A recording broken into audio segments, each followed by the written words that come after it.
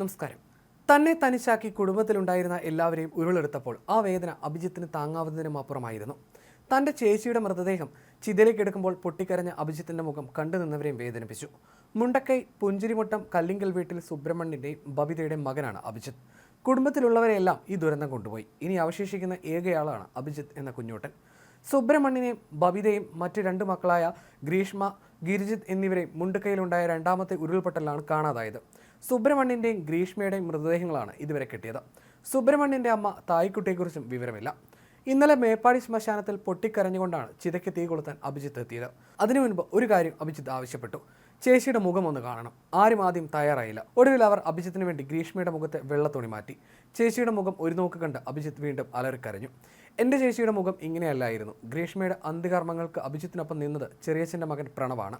പ്രണവിൻ്റെ കുടുംബത്തിലും അവൻ മാത്രമേ ഇനി അവശേഷിക്കുന്നുള്ളൂ. അമ്മ ശാന്ത, അച്ഛൻ നാരായണൻ, സഹോദരി പ്രതിഭ എന്നിവരെയും ഉരുൾ കൊണ്ടുപോയി.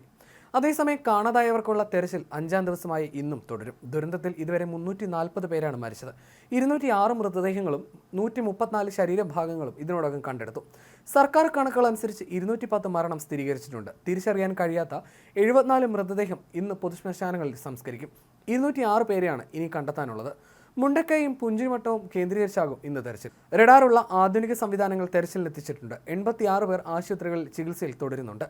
ഇന്നലെ റഡാർ സിഗ്നൽ ലഭിച്ച സ്ഥലത്ത് രാത്രി വൈകിയും പരിശോധന നടത്തിയെങ്കിലും ജീവന്റെ സാന്നിധ്യം കണ്ടെത്താൻ സാധിച്ചിരുന്നില്ല. ഏറെ നേരത്തെ തിരച്ചിൽ യാതൊന്നും കണ്ടെത്താൻ സാധിക്കാത്തതിനെ തുടർന്ന് ദൗത്യസംഘം ദൗത്യം അവസാനിപ്പിക്കുകയായിരുന്നു. മുണ്ടക്കൈ അങ്ങാടിയിൽ അത്യാധുനിക തെർമൽ ഇമേജ് റഡാർ ഉപയോഗിച്ച് നടത്തിയ പരിശോധനയിലാണ് മണ്ണിനടിയിൽ സിഗ്നൽ ലഭിച്ചത്. പരിശോധന അവസാനിപ്പിക്കാൻ തീരുമാനിച്ചിരുന്നെങ്കിലും മുഖ്യമന്ത്രിയുടെ ഓഫീസിന്റെ നിർദ്ദേശപ്രകാരമാണ് പരിശോധന തുടരാൻ തീരുമാനിച്ചത്. കലിങ്കിനകത്ത് പരിശോധന നടത്തുന്നവരോടും സൈന്യം, NDRF സംഘങ്ങളോടും പിന്മാറാൻ റഡാർ പ്രവർത്തിപ്പിക്കുന്ന സംഘം നിർദ്ദേശം നൽകി മിനിറ്റുകൾക്കകമാണ് പരിശോധന തുടരാൻ നിർദ്ദേശിച്ചത്. 4 ഘട്ടങ്ങളിലായി പരിശോധന നടത്തിയെന്നും 4-ാം ഘട്ടത്തിലാണ് ശ്വസിക്കുന്നതിന്റെ സൂചന ലഭിച്ചതെന്നും ഉദ്യോഗസ്ഥൻ പ്രതികരിച്ചിരുന്നു. ജീവന്റെ സാന്നിധ്യം മാത്രമായിരുന്നു ലഭിച്ചത്. അതൊരു മനുഷ്യനാണോ മറ്റെന്തെങ്കിലും ജീവനുള്ള വസ്തുവാണോ എന്ന് അറിയില്ല എന്നായിരുന്നു ഉദ്യോഗസ്ഥരുടെ പ്രതികരണം.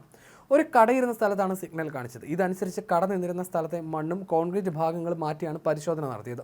കടയുടെ താഴെ ഭൂമിക്കടിയിൽ ഒരു മുറി ഉണ്ടായിരുന്നെന്നും അത് ഷോറൂം ആയിരുന്നുവെന്നാണ് പ്രദേശവാസികൾ നൽകുന്ന വിവരം. കെട്ടിടാവശിഷ്ടങ്ങൾക്കും മൺകൂമ്പാരത്തിനുമിടയിൽ നിശ്ചിത താഴ്ചയിലും പരപ്പിലും ജീവന്റെ ഒരു കണികയെങ്കിലുമുള്ള മനുഷ്യരോ മൃഗങ്ങളോ ഉണ്ടെങ്കിൽ റഡാറിൽ ഈ വിവരം കാണിക്കും. സിഗ്നൽ ലഭിച്ചതോടെ ഹിറ്റാച്ചി ഉപയോഗിച്ച് ഏറെ ശ്രദ്ധയോടെയാണ് മണ്ണ് നീക്കിയത്. 40 ഇഞ്ച് കോൺക്രീറ്റ് പാളിക്കിടയിൽ ആളുകളുണ്ടെങ്കിൽ സിഗ്നൽ കാണിക്കും. പ്രദേശത്ത് ഫയർ ആൻഡ് റെസ്ക്യൂ സേനയും സൈനികരും മറ്റ് സന്നദ്ധ സംഘടനാ പ്രവർത്തകരും ഇന്നലെ ഉണ്ടായിരുന്നു. അതിനിടെ വയനാട് ഉരുൾപൊട്ടൽ ദുരന്തത്തിൽ കാണാതായവരുണ്ടെങ്കിൽ അവരെ മരിച്ചവരായി കണക്കാക്കണമെന്നാവശ്യപ്പെട്ട് രജിസ്ട്രാർ ജനറൽ ഓഫ് ഇന്ത്യയെ സംസ്ഥാന സർക്കാർ സമീപിക്കുകയാണ്. കേരളത്തിൽ ഓഖിയിലും പ്രളയത്തിലും കാണാതായവരുടെ ആശ്രിതർക്ക് മരണ സർട്ടിഫിക്കറ്റ് അനുവദിക്കാൻ രജിസ്ട്രാർമാർക്ക് chief registrar general of India അനുമതി നൽകിയിരുന്നു. ഇതേ രീതി വയനാട്ടിലും തുടരാനാണ് സർക്കാർ തീരുമാനം. ഒരാളെ കാണാതായി 7 വർഷം കഴിഞ്ഞാൽ കോടതി ഉത്തരവിൻ്റെ കൂടി അടിസ്ഥാനത്തിൽ മരണ സർട്ടിഫിക്കറ്റ് അനുവദിക്കാമെന്നതാണ് ചട്ടം.